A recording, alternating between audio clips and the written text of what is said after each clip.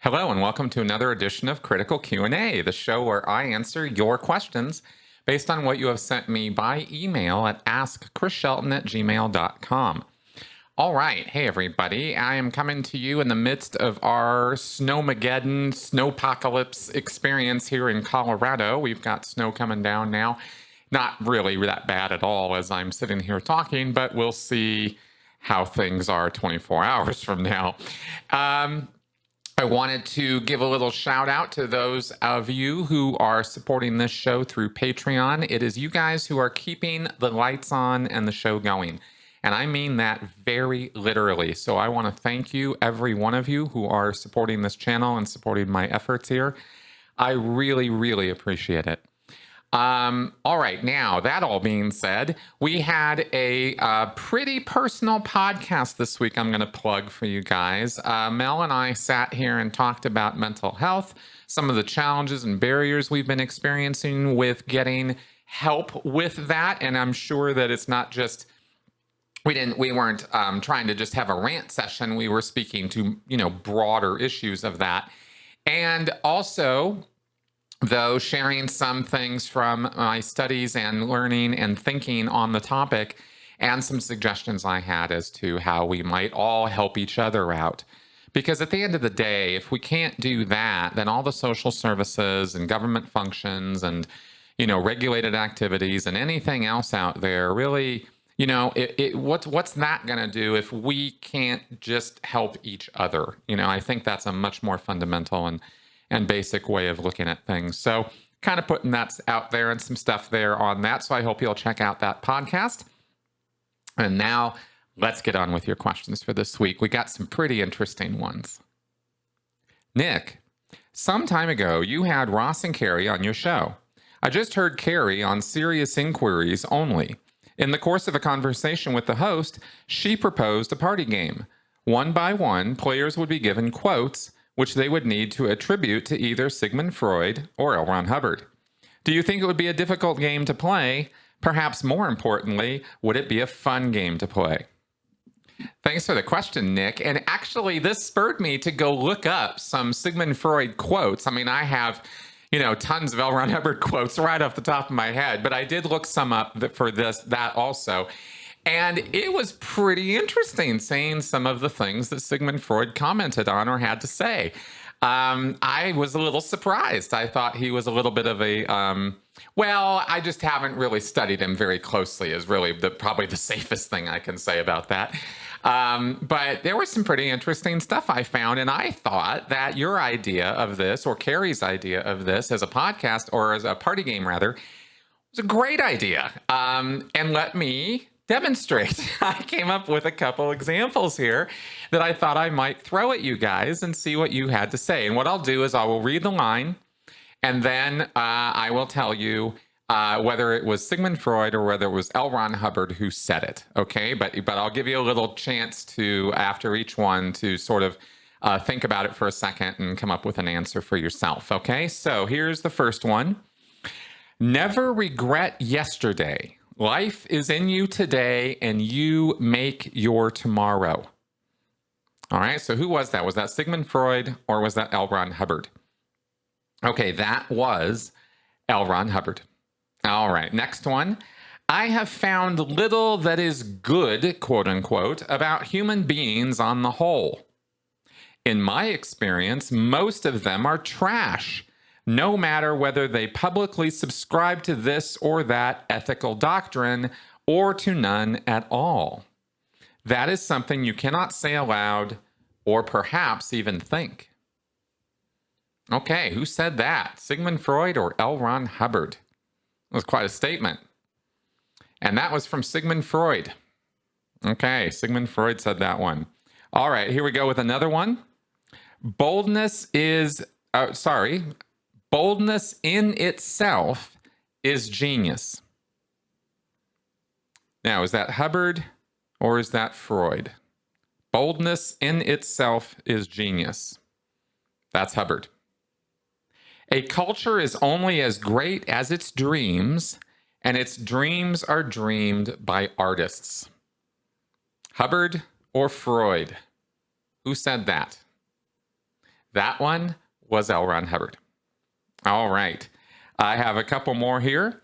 Most people do not really want freedom because freedom involves responsibility, and most people are frightened of responsibility. L. Ron Hubbard, Sigmund Freud. Who said that? Which one? That, my friends, was Sigmund Freud. All right, next one. The goal of all life is death. The goal of all life is death. Was that Sigmund Freud or was that L. Ron Hubbard?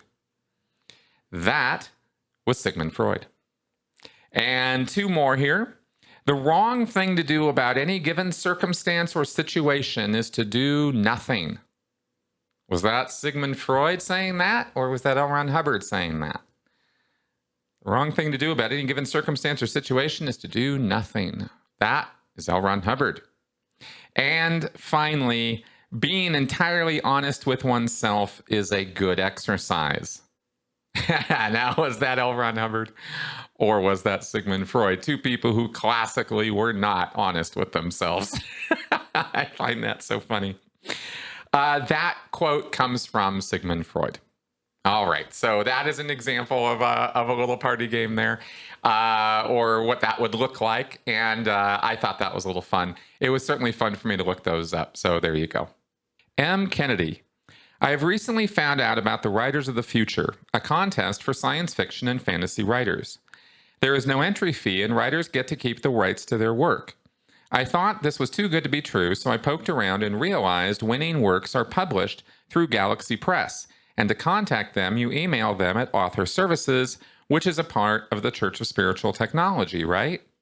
Is this just a shell competition with the aim of getting details of people in order to harass them into doing courses in the usual Scientology way? All right, thank you for this question. And no, this is not just another way to get addresses of people, because there's way too much work and effort and money put into this exercise for it to be just a data collection for some writers and some illustrators, because there is a Writers of the Future and there's an Illustrators of the Future contest. And both of these have been sponsored by, paid by the Author Services, Inc. And Author Services is L. Ron Hubbard's literary agent. And that's the organization that serves the function of his literary agent. They have the rights of publication and distribution, sales of all of L. Ron Hubbard's fiction works. Okay, Battlefield Earth, Mission Earth, all of his pulp fiction, all of that falls under Author Services. And Author Services, ASI, is manned exclusively by Sea Org members.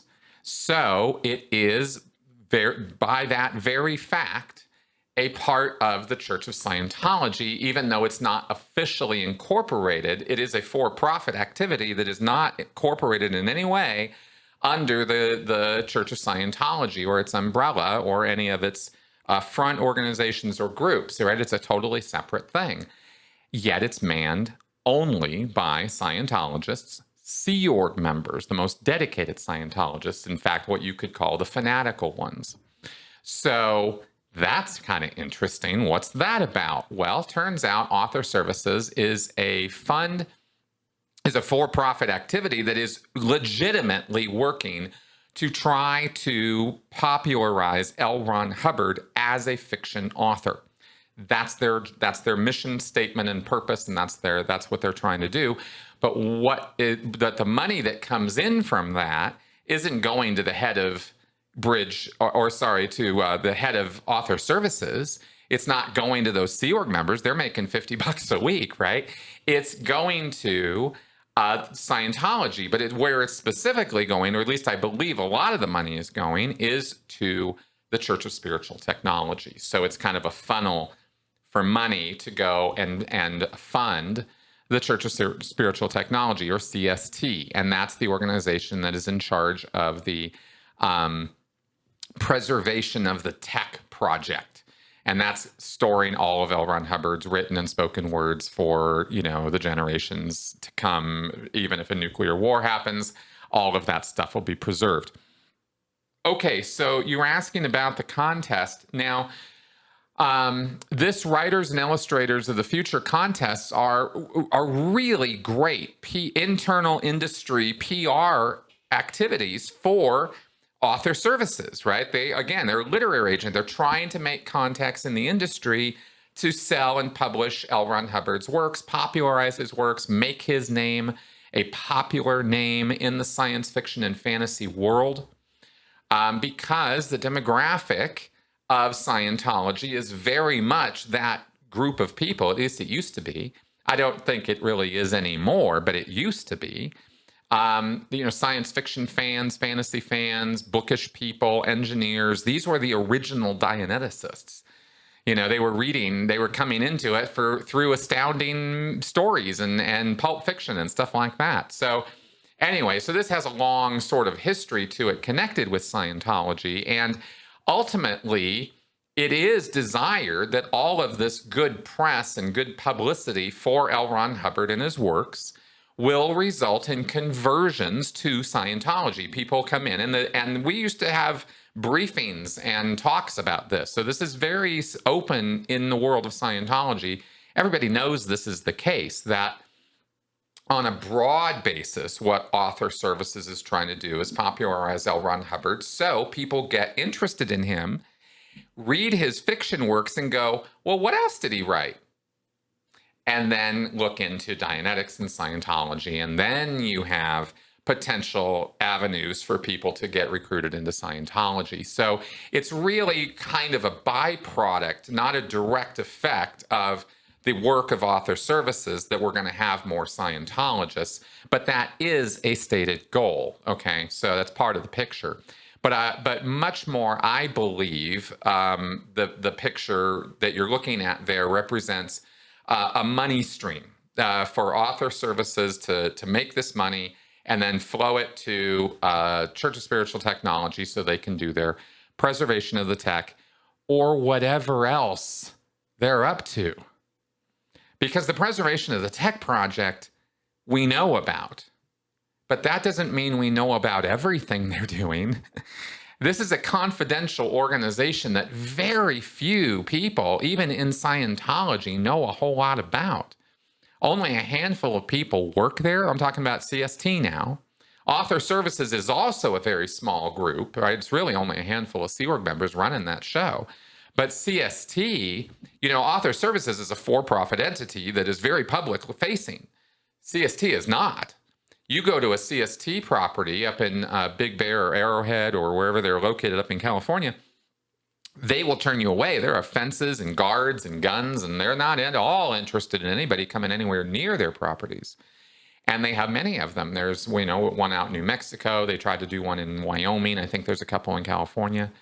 So, so these properties are well hidden away and are not public access. And the CST's general activities are completely not transparent and not well known. Who is even on their board of directors is not even well known. So very, very hush-hush operation, which means all kinds of things could be going on there with the amount of money that's flowing through that and the potential for money laundering, right? Let's never forget that Scientology is a criminal enterprise at its heart. It is a money-making scam. So, so I think CST is simply one of the church's many, organs of financial fraud and deceit, right? That has a stated public purpose and which has to work on that purpose. I mean, they do create the preservation of the tech project is real.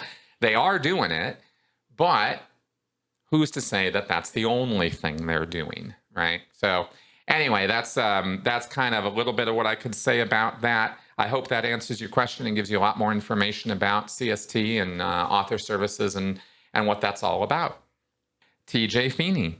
Due to current COVID restrictions here in Ireland, I'm left wandering around outside the maternity hospital while my wife is inside getting her scans. While walking around, I see a building known as the Scientology National Affairs Office. It's on Marion Square. I've never heard of this before. Is it the same as the Office of Special Affairs or something different?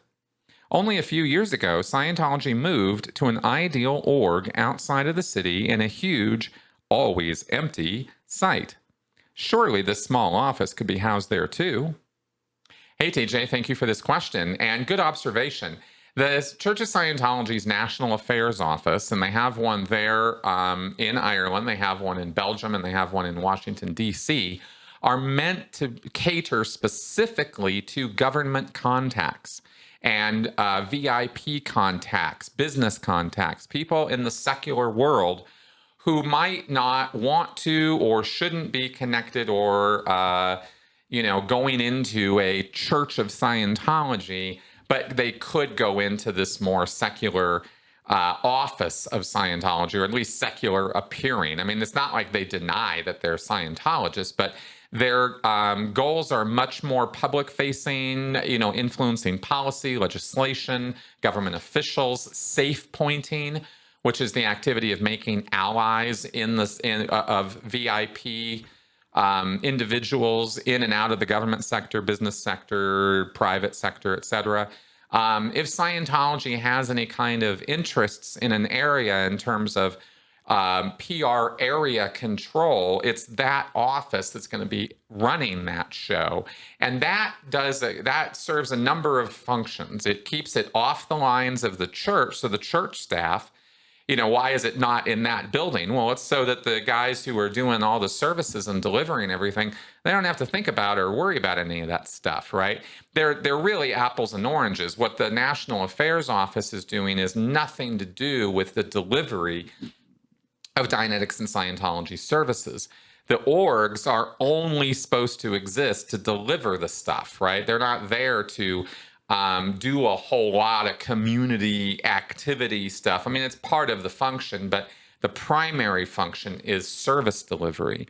The primary function in the National Affairs Office is PR area control, safe pointing, and of course, the dark side of OSA, the Office of Special Affairs. And yes, you were right, it is fully the Office of Special Affairs who are running these offices. There's just Sea Org members who are in there. And if they have, black ops or dirty ops, or they need to meet with people of an unsavory nature, way more plausible deniability between the church and this office if these people aren't going to the church, right? They can go to these offices.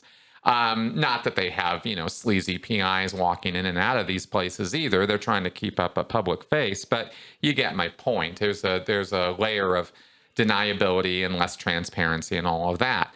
So basically, that's what these national affairs offices are about. They're supposed to basically be dealing with things at a country or national level, right? They're not just for the city or area that they're in. So that's what I can say about that with any real certainty. I can certainly speculate, of course, that there are, all kinds of shady activities going on in them, or not. I mean, the other thing about these offices is that they're really empty a lot of the time. I mean, the Scientology is toxic and is very unpopular. And so it takes some real dedicated work on the part of these people to make the inroads that they need to into the governments, especially over the last 10 years or so, since it's been so, it's been a bad thing to publicly to be connected with or associated with Scientology in a government function or at a government level. Yet it happens, and we find out that Scientology has allied all kinds of people and at state, local, county, and even federal levels. Okay, that's a thing. And if you think it's not, well, it is. Okay, so Scientology can gain a lot of influence and can can get a lot of heads ups about things before anybody else knows, can get, like warnings, and can also, be influencing people or situations that you'll never know anything about because you won't know Scientology was ever connected with it in any way. That's the kind of stuff that would run through these offices, right? And they are kind of extension units of the Office of Special Affairs. So there you go. Tim Mitchell. I've seen Scientology documentaries in the UK that point to individuals suffering from complete financial neglect to maintain courses in an attempt to reach clear. One man, an astrophysicist, gave his car and flat to the organization because he couldn't afford either. He then had to contend with org members living in his house and driving his car. How is this possible? How do potential millionaires give millions to attain clear where that money could have set them up for life as potential Forbes 100 contestants? What is in this set of programs that creates such irresponsibility?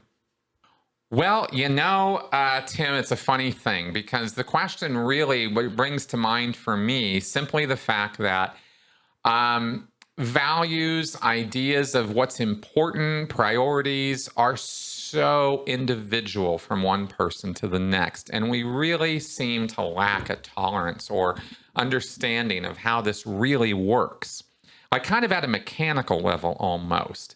Yeah, we can generally say, hey, people are going to have different ideas, be tolerant, But if you really want to understand how it is that somebody, in answer to your question, how could somebody so violate what you see as normal, regular behavior and go running off in what looks like the other direction, and you can't do anything but conclude that they must be a madman, because who would give up their house, give up their car, let people sleep there, all to pursue, some state of existence called the state of clear? Why would somebody do that? That sounds absolutely insane.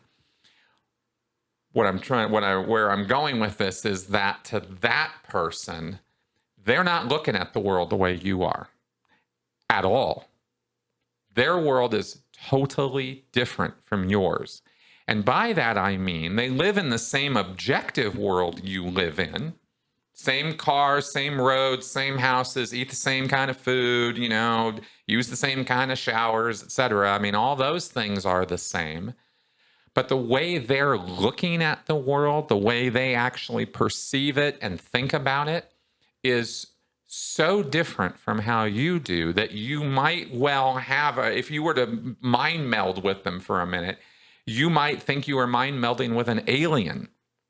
And this is not to say that Scientologists are aliens or something. I'm not implying or saying anything specific about that. I'm trying to point out how different we are from one another in here and how different our perceptions of the world are. And I'm harping on this only because you're so frustrated in your question with how could this be? How could this person be so irresponsible? Well, here's the thing. Okay, I'm totally going to answer your question right now in terms of what this person's looking at or thinking. But I really want to get across to you that from their point of view, from the point of view of the Scientologist, what they're doing and the way they're acting and behaving and the way they're thinking is 100% certainty that what they're doing is the right thing, is the good thing, is the moral thing, is what they absolutely need to be doing in order to fulfill their life goals and get where they want to go and do what they want to do. And that's how they're looking at it, right? They're not crazy. They're not nuts. They're not insane. It's not like that. And from their point of view, they're not even irresponsible. This is really, the conflicting values here are amazing to look at if you look at the mechanics of it, which is why I pointed out. Now, to get to the specifics of why this is, what the person has, how this works is, this person you're referring to is bought into an idea, a goal, a carrot dangling on a stick in front of them that they think they can achieve, which is so amazing to them, so unbelievably awesome, that they're willing to sacrifice material needs and wants in order to achieve it, because they believe that once they've achieved it, the entire world will be their oyster and they'll be able to have anything they want, be anything they want to be, and do anything they want to do. That's how they think about it too. Be, do, have. That's a Hubbardism. So this state of clear that they have been sold, what is it? Well, the state of clear basically is a state of mind, a mental health condition, I guess you could say, or a state where you have excoriated or removed from your psyche, from your mind, from your thinking, all of the pain and trauma and stress and anxiety and all the crazy making things and all the stuff that's in your past that is clinging to you and keeping you down and holding you back. All the uncertainties, the fears, the doubts, the reservations, the self recriminations, all those times that you tell yourself you're not good enough, you're not strong enough, you're not able to make it happen, nobody likes you, everybody hates you. You might as well go eat mud, whatever these things are that we say to ourselves.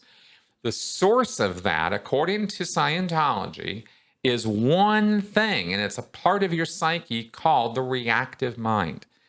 And it sounds very plausible to somebody who has little to no mental health experience or training or understanding. It sounds plausible. Really? There's a part of my mind called the reactive mind that reacts on me? What, really? Well, sure. Have you ever said something you didn't really want to say? Have you ever had thoughts that you wondered where the hell they came from? You ever had voices in your head telling you to do things that are a little disturbing? Or not just have voices in your head at all?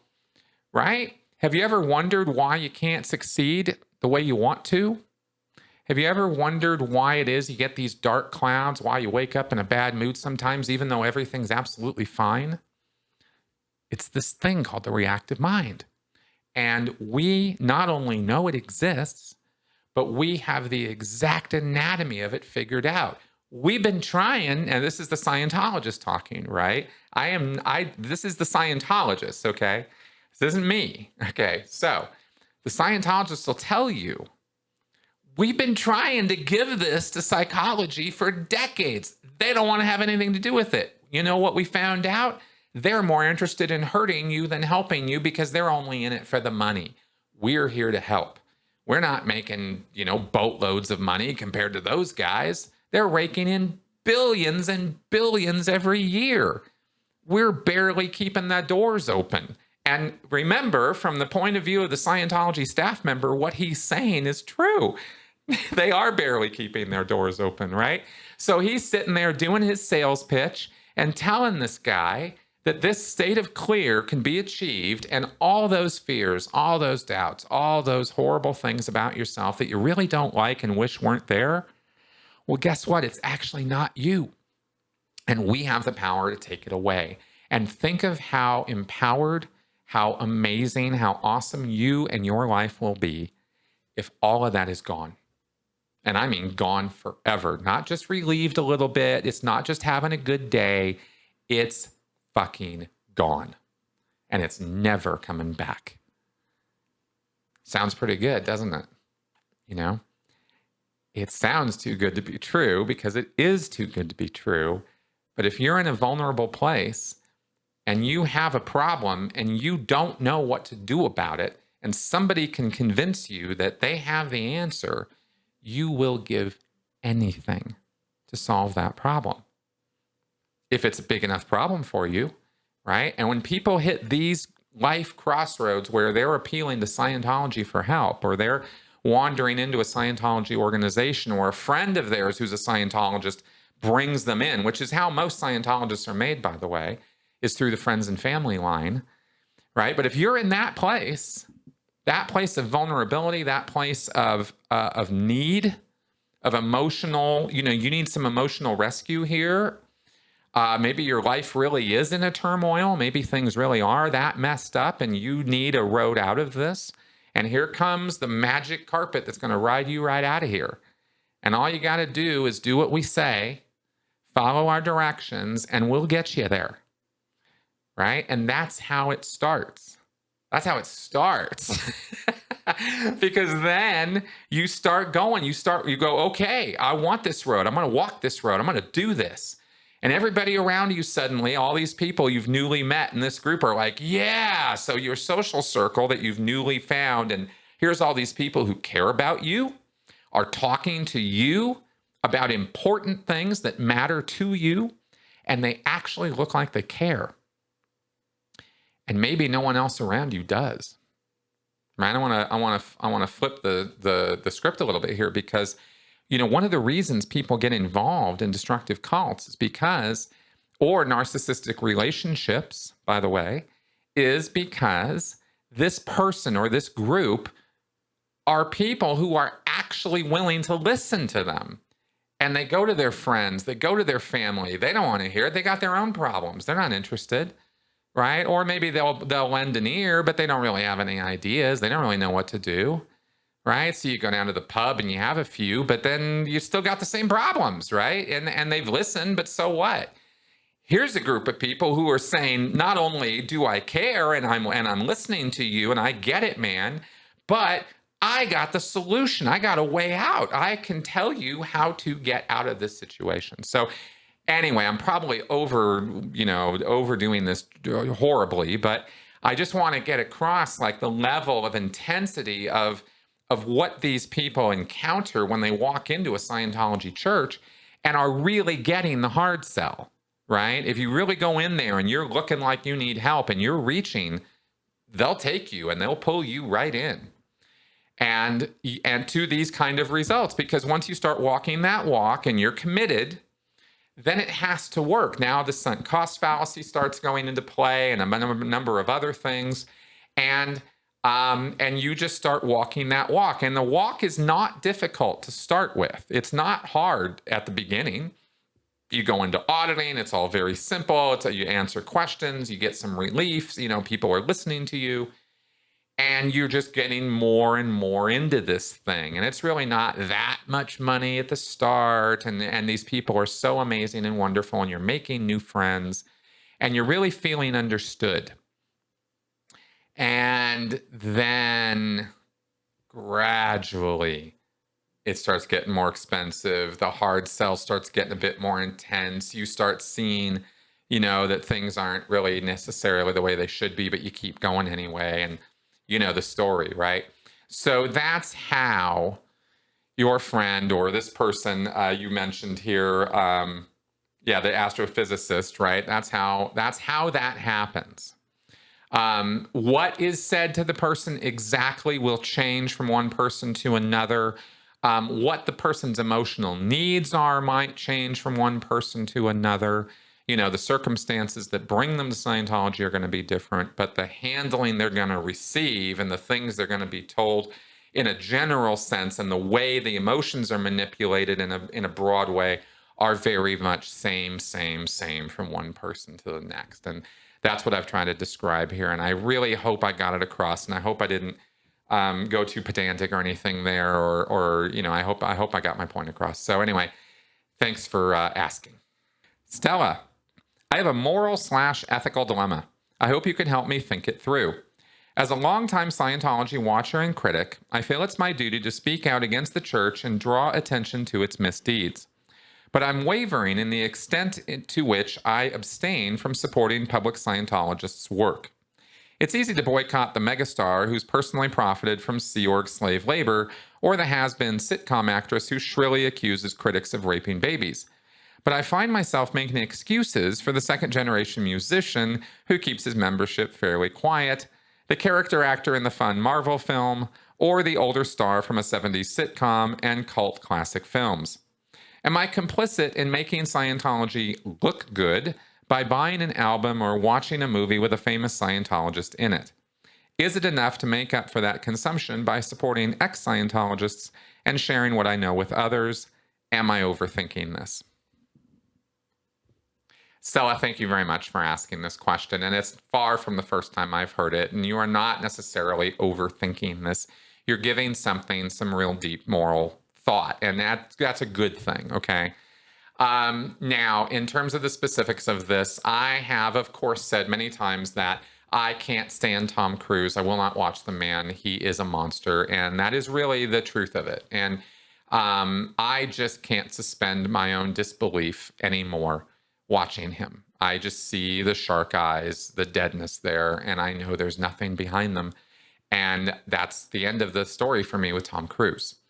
I don't feel that way about John Travolta, Michael Pena, Jenna Elfman disturbs me just because I know how hysterical she can get. But I also know she's a victim of a cult mentality, and she was raised with it, so it got involved very, very young. So, so I grant a lot of latitude there too, because I understand the process and how it all works. So I try not to hold a grudge, generally speaking, against all Scientologists just because they happen to have the profession of entertainers. Doesn't mean that they hold a special, dark, horrible place in my heart, right? It's they're just another job. And quite honestly, I have never watched a Michael Pena in a film, for example, and felt distracted or thrown out of the movie or whatever because I was watching a Scientologist. I see Jim Meskimen on sitcoms. I mean, he appeared on Parks and Rec a few nights ago when we were watching that. And it's just funny to me. Oh yeah, there's an OT8 Scientologist, right? D-list actor, right? There he is. So it doesn't have to distract or annoy or be a source of ethical dilemma, really, because we're talking about entertainment. And when when you are supporting an artist, let's get kind of specific about this too, right? In terms of arguments for a really solid and strong argument is the fact that you're not supporting them as Scientologists. When you go see a movie, you're supporting a movie, a story that you're going to see with make-believe characters in it. It's not any real different than a novel. The characters are no more real in a movie than they are in a book. In fact, they're written down and then they are simply acted out on screen by people whose job it is to do that. So you're not supporting Scientology when you are going to watch a story played out visually for you. Because a Scientologist is there, that could or couldn't influence your view of the thing, right? Record, movie, whatever. But the amount of profit that's going to end up in the Church of Scientology's coffers because of that movie, minuscule, negligible, almost nothing, not really worth worrying about, at least as far as I'm concerned, right? Because your movie ticket, what are you investing? You're investing $12, $15 in a movie ticket, $20 for a CD or something. I mean, how much of that is the artist going to see? A very, very, very tiny percentage of that. And of that percentage, how much of that is going to go right into the artist's pocket? Very small amount of that. And then how much of that is going to go to Scientology? Tiny. So we're talking about, percentages of percentages in terms of monetary gain. It's so negligible, it's really not worth worrying about. So, in a very pragmatic, practical sense, there's really no real concern there.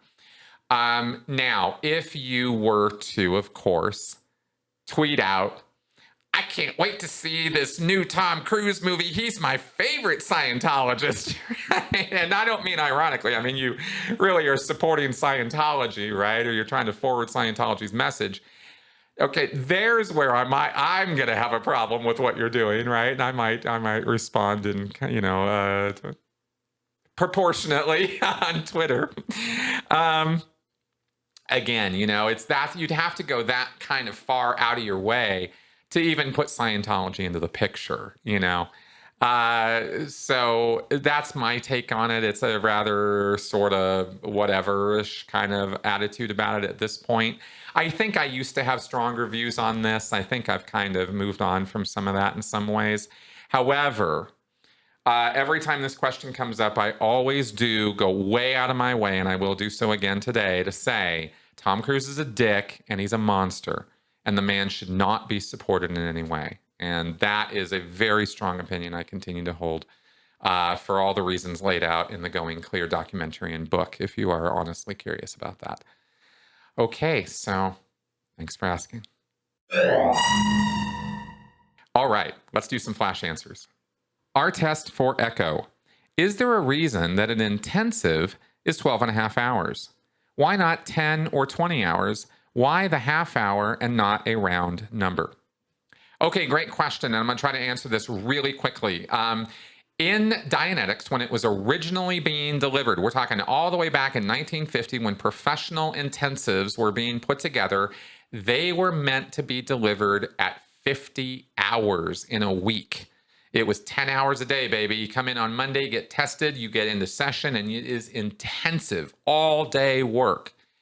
5 days, and then you get a test on Friday to see the results, and then you go on to take the weekend off and come back on Monday and start your next intensive.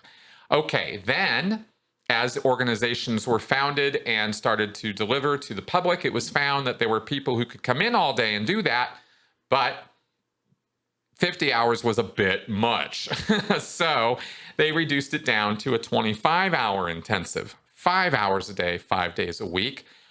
Yeah, or you split that up, between nights and weekends, and you do 2.5 hours a night, Monday through Friday, which is 12.5 hours.